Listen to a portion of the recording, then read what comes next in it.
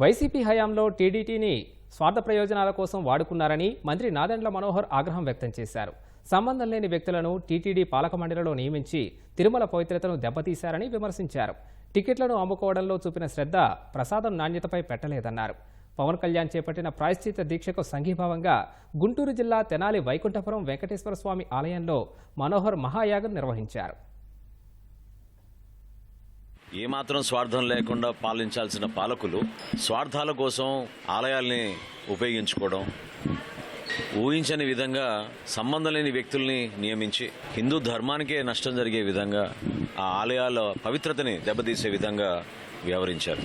గత 5 సంవత్సరాలు మనం చూసింది ఏంటంటే ఆ బాధ్యత కలిగిన వ్యక్తులు ఎంతో జాగ్రత్తగా భక్తుల్ని దృష్టిలో పెట్టుకుని లక్షల మంది ప్రతిరోజు ఎదురు చూసే ఆ లడ్డు మహాప్రసాదాన్ని ఎంత జాగ్రత్తగా తయారు చేయాలో, వాటికి సంబంధించిన అన్ని సరుకులు నాణ్యమైనవా కావా, సక్రమంగా మనం వాటిని అందించగలుగుతున్నావా లేదా అనే దానిపైన దృష్టి సారించకుండా టికెట్లు అమ్ముకునే కార్యక్రమం ఏర్పాటు చేసుకుని ఒక టీటీడీలో ఉన్న చైర్మనే 3,75,000 టికెట్లు అమ్ముకున్నారంటే ఈ 5 సంవత్సరాల్లో అసలు నిజంగా ఆశ్చర్యం కలిగించింది. నిన్న సాయంత్రం ముఖ్యమంత్రి గారితో సమీక్షించినప్పుడు దేవాదాయ శాఖని నేనే ఆశ్చర్యపోయా. కొన్ని సమాచారాలు తెప్పించుకుని చదివినాక కనీసం ఇంకిత జ్ఞానం లేని వ్యక్తులు వాళ్ళ స్వార్థాల కోసం దుర్వినియోగం చేశారు.